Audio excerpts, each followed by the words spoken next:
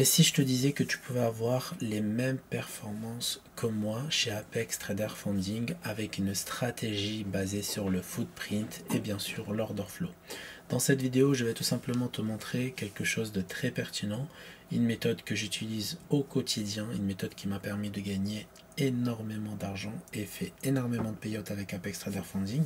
Et bien sûr, je vais te montrer des performances parce qu'on est dimanche et je ne peux pas trader en temps réel comme j'ai l'habitude de le faire sur mes vidéos. Je vais te montrer des performances qui m'ont, bien sûr, que j'ai réalisées avec cette stratégie-là.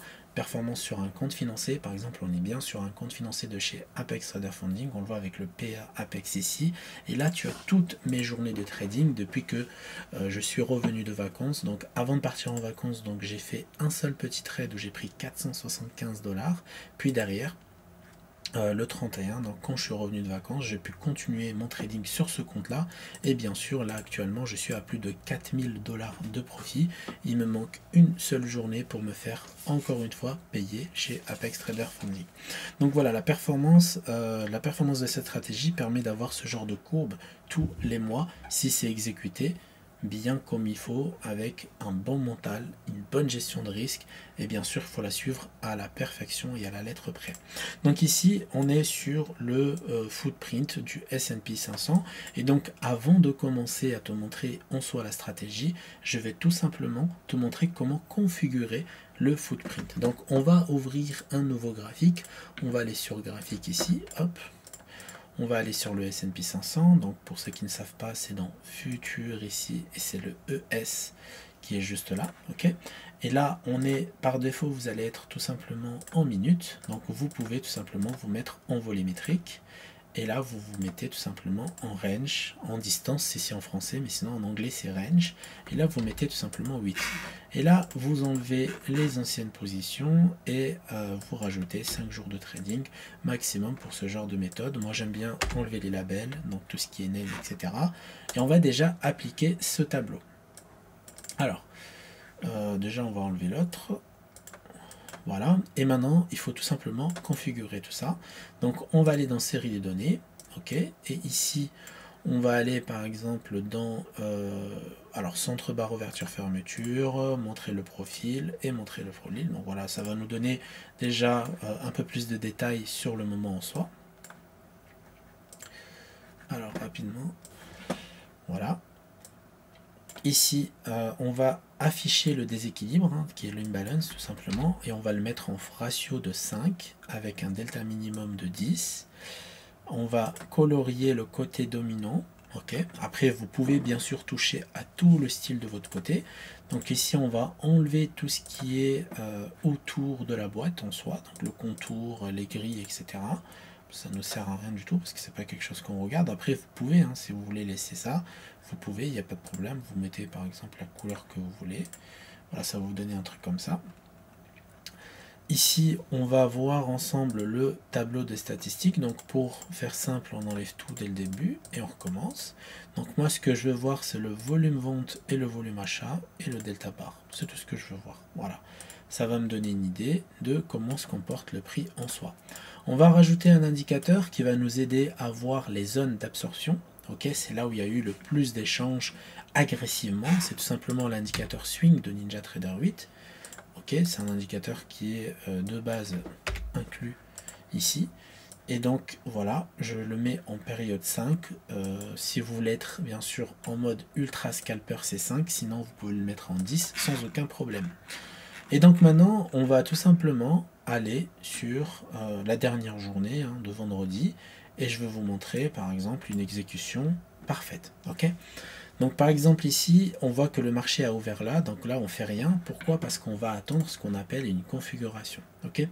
Une configuration, c'est tout simplement quand on a un swing, comme ça. Par exemple là on a un swing, le swing c'est ces traits là, ok, qui se dessinent automatiquement.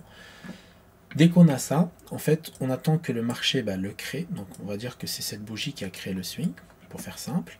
Et quand le marché revient et casse ce swing, nous, on va intervenir ici avec des conditions que je vais vous montrer tout de suite. Okay. Donc là, par exemple, le marché, il a créé un swing ici à 15h49, mais on voit qu'il n'y a eu aucun signal vendeur. Le signal vendeur s'est manifesté en dehors des swings est vraiment très très loin. Donc le marché crée le swing ici, ok, crée le plus haut et puis se trace automatiquement. Donc là, le signal vendeur qui se trouve juste là, il était pertinent, mais il n'est pas valide parce qu'en fait, on n'a pas cassé le plus haut, tout simplement. Hop. Maintenant, on a un autre swing qui se crée là, ok, en plus de celui-là. Et en fait, le marché vient chercher ces swings-là. Et on le voit que c'est dans un laps de temps de la session américaine. Ça veut dire que tout ça se fait pendant la session américaine. À partir de là, le marché, en fait, ici, va nous donner une information importante. Est-ce qu'on peut vendre ce marché-là? D'accord? Est-ce qu'on peut vendre ce marché-là? Alors, pour vendre ce marché-là, on va voir en soi comment la bougie s'est clôturée. D'accord? Donc, il faudra être rapide, mais normalement, vous avez le temps d'analyser la bougie pendant sa formation. Ici, la première chose qu'on va voir, c'est les volumes. Les volumes acheteurs, ici, il est de 1068. Le volume vendeur, il est de 1366. Donc là, déjà, en un seul clin d'œil, on voit que les vendeurs ont pris la main sur les acheteurs. Ok? Et en plus, le delta, il passe de 997 à moins 298. Ça veut dire qu'on a une transition de delta. Ça veut dire que, je sais pas, on a des gros acheteurs et d'un coup, hop, ça baisse comme ça. Et à partir de ce moment-là, bah, ça devient super intéressant parce qu'on voit une faiblesse des acheteurs. Et c'est ça qui est intéressant. C'est ça qui fait qu'on peut avoir ce genre de performance en fait. C'est parce qu'on voit des choses qu'on ne voit pas sur les bougies traditionnelles. Et donc là, dès que je vois ça, déjà, il y a autre chose que personnellement j'ai vu et que je vois, que je surveille tous les jours, c'est le déséquilibre. Donc j'ai du déséquilibre dans la bougie. D'accord? Dans la bougie actuelle, j'ai du déséquilibre. Ça veut dire que j'ai des vendeurs agressifs qui rentrent au marché. Et donc là, j'ai bien une confirmation de retournement et ça se passe plutôt bien. Donc je rentre au marché, je me fais exécuter avec un tick de retard, c'est normal. Il y a aussi le spread qui va rentrer en jeu. Et derrière, regardez ce que j'observe sur le moment. J'observe encore du déséquilibre, donc ça va m'encourager à garder ma position pour la prochaine bougie. Et sur cette seule bougie, ok, sur un compte à 50 000 avec 3 contrats ou 4 contrats, on a déjà fait sur 2 bougies cumulées ou sur une bougie ou demie, on est déjà à 400 $ minimum. Ok, donc là, vraiment, là, on a fait une performance de fou. On va voir rapidement une autre journée pour voir. Rapidement, on va sur cette journée pour voir à partir de 15h30 qu'est-ce que j'ai comme signal. Donc, si vous ne pouvez pas être devant le graphique à 15h30, voilà ici, à 15h30, c'est pas grave, vous attendez un peu plus tard, mais quand il y a de la volatilité, ça va super vite et c'est là qu'on va surveiller.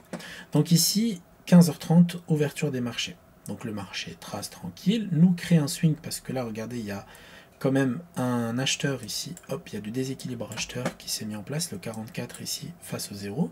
On sait que lui, il est bloqué, donc le marché a un potentiel retournement sur cette zone là, c'est à dire que le marché peut revenir rechercher cet acheteur là. Ok, donc on sait que là on est en train de retracer, on crée un swing ici, puis on crée un swing ici, et là qu'est-ce qui se passe? Donc cassure de swing, next bougie qui est juste là, bah, elle nous crée des conditions assez sympas, d'accord? Donc regardez ce qu'il y a dans cette bougie. Déjà il y a une petite mèche.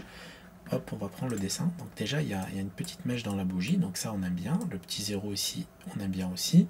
On a une zone de valeur qui s'installe juste là. On a du déséquilibre dans la bougie. Si on regarde les volumes acheteurs-vendeurs, qu'est-ce qu'on a?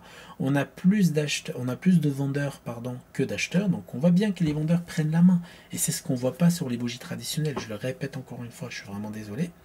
Et à partir de là, on voit qu'est-ce qu'on voit? On voit un delta négatif, c'est-à-dire que le delta passe du positif au négatif assez rapidement avec des vendeurs qui prennent la main.